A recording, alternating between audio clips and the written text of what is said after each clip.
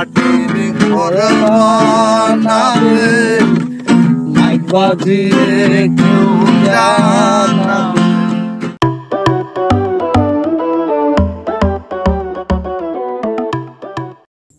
আমি এখন দাঁড়িয়ে আছি কুড়িগ্রাম সদরের নেপার দরগার সরলার বিলে। আমি আসিফ ওয়াহিদ আছি আপনাদের সাথে টুরিস্টাইয়ে। তো বন্ধুরা, আজকে আমরা পুরো টিম চলে এসেছি এখানে একদম নির্মল একটা জায়গায় যেখানে প্রকৃতির ছোঁয়ায় ভরপুর। এই সরলার বিলের আমরা যে পাশটা দাঁড়িয়ে আছি এখানে রয়েছে রাজু ভাইয়ের বিশাল মাছের প্রজেক্ট। তো এর পাড়েই আমরা একদম বসেছি। পুরো ভিডিও জুড়ে আমরা মজা মাস্তি করব এবং গান শুনবো আপনাদের সাথে নেই। চলুন আমরা শুরু করি। তার আগে আপনি যদি আমাদের চ্যানেলে নতুন বন্ধু হয়ে থাকেন তাহলে অবশ্যই আমাদের চ্যানেলটি সাবস্ক্রাইব করবেন এবং ফেসবুক থেকে দেখলে অবশ্যই ফলো দিয়ে আমাদের সাথে থাকবেন। চলুন আমরা শুরু করি। সে থাক পরে বসত করে আমি একদিন না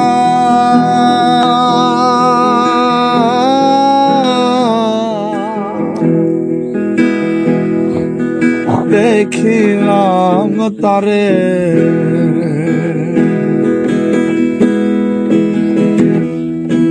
বাড়ির পাশে আর সিনাব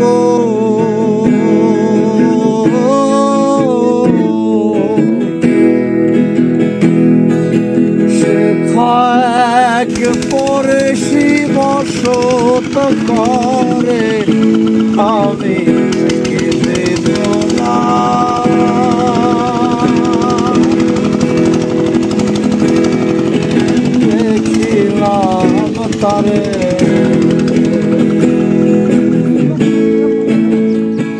আমরা সরলা বিলের মাছ দিয়ে হাঁটতে হাঁটতে একদম এসে পৌঁছে গেছি রাজু ভাইয়ের সেই প্রজেক্টে। আমরা এখানে বসবো এবং এখানেই আমরা মূলত একটু বিনোদন করব।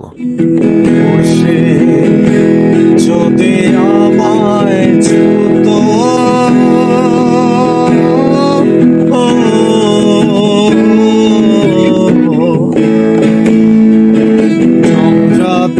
না সকল যাইতো দূরে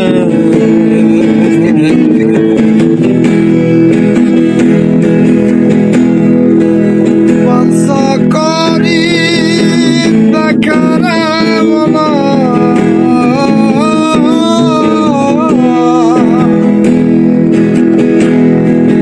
বাসা করি দেখাব তারে কেমনে সে ভাজায় রে আমি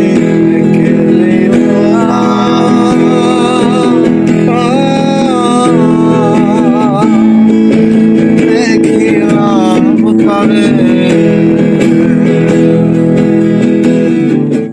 আড্ডা দিচ্ছি, আসলে আপনি আপনাদের অনুভূতিটা একটু বলেন আমাদের। আর ভিডিও হচ্ছে মানে আমি বুঝাইতে পারবো না। এই যে এত ব্যস্ত সময়ের মধ্যে মনটা পড়ে থাকে আমার এলাকায়। এর আগে সরলার বিলে গিয়েছি, ওখানেও মনটা তো আমার পড়েছিল। হ্যাঁ, জি জি, প্রকৃতি আসলে মনে করো শান্তির একটা জায়গা। আর যখনই কর্মজীবনে আসি তখন চাহিদাই আমাদেরকে ব্যতিব্যস্ত করে মারে, আর আমরা ওটার পিছনেই ছুটি। যাই হোক, তোদের সঙ্গ পেয়ে আমি অত্যন্ত আনন্দিত, এবং তোরা যে আজকে এখানে এই আড্ডা মারতেছিস আমার মনটা চলে গেছে তোদের ওখানে।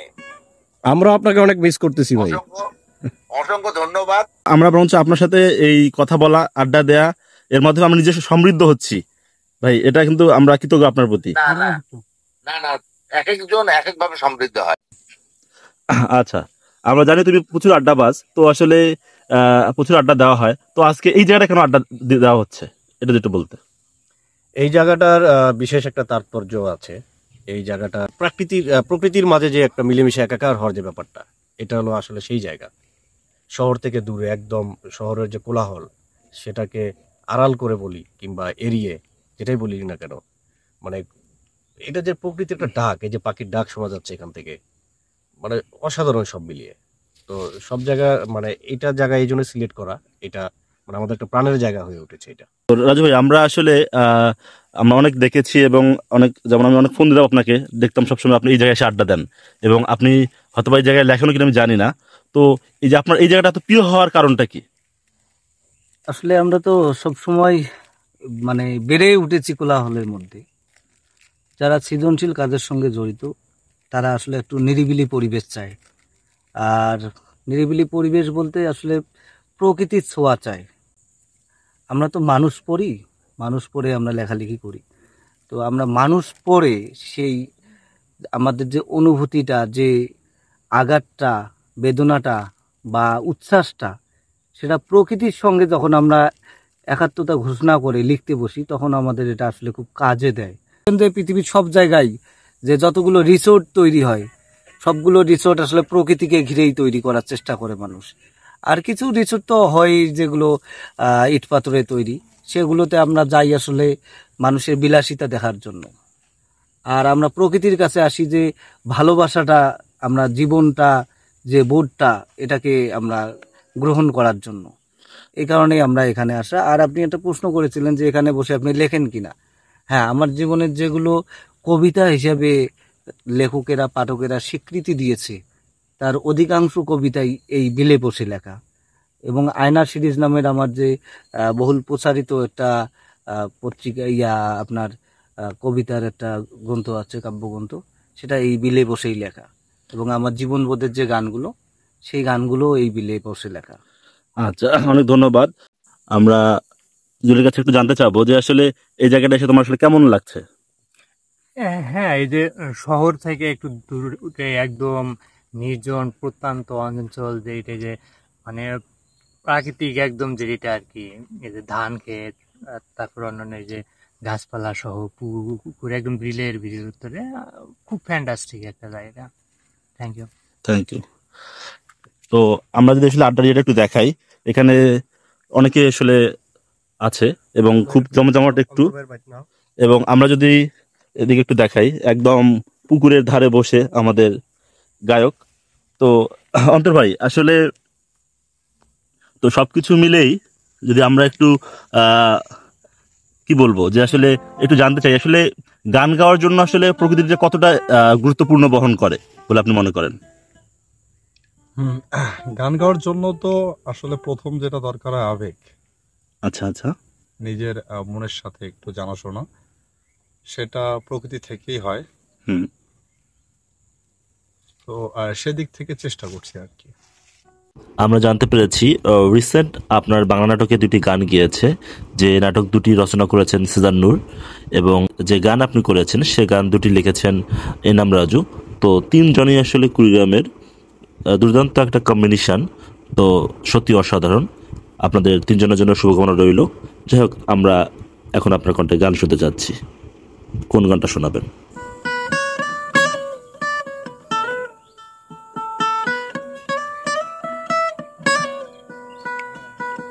কাবিলা জয়েন হয়ে গেছে গান যা বলে যে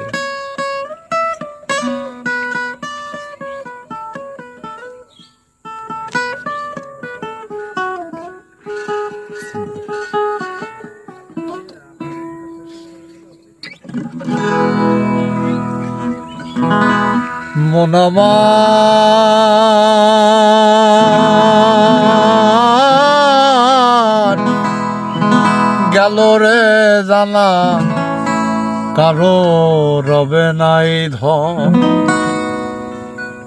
জীবন জীবন জৈব, তবে কেন মন এত বাসনা, কারো রবে নাই ধন।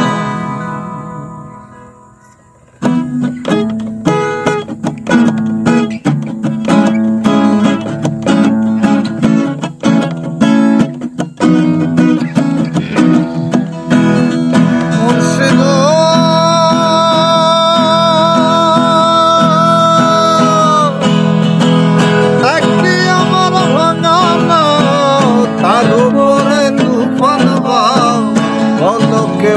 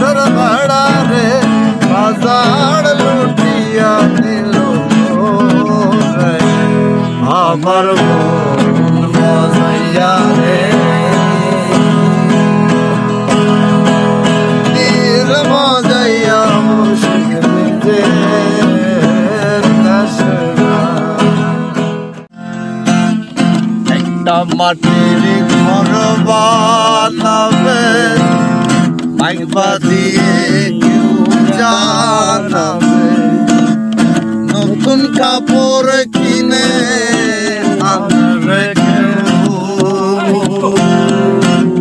স্বজন যারা কাঁদবে তারা দেখবে না কেউ বুকের মরা দেখবে না কেউ বুকের মরা দেখবে না কেউ বুকের মরা দেখবে না কেউ বুকের মরা একটা মাটির ঘর বানাবে মাইক বাজিয়ে কেউ জানাবে নতুন কাপড় কিনে আনবে কেউ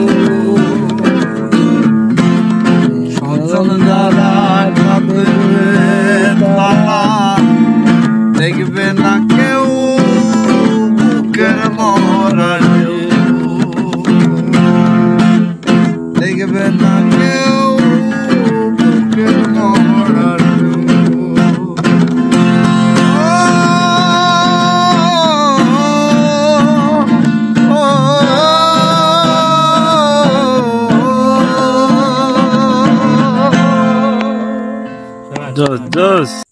বন্ধুরা, আজকে ভিডিওটি আমরা এখানে শেষ করছি। আবার দেখা হবে নতুন কোন আয়োজনে। সেই পর্যন্ত ভালো থাকুন। আমাদের চ্যানেলের নতুন বন্ধু হয়ে থাকলে অবশ্যই আমাদের চ্যানেলটি সাবস্ক্রাইব করবেন এবং ফেসবুক থেকে দেখলে অবশ্যই ফলো দিয়ে যুক্ত থাকবেন। বন্ধুরা, আজকে থাকুন, ভালো থাকুন।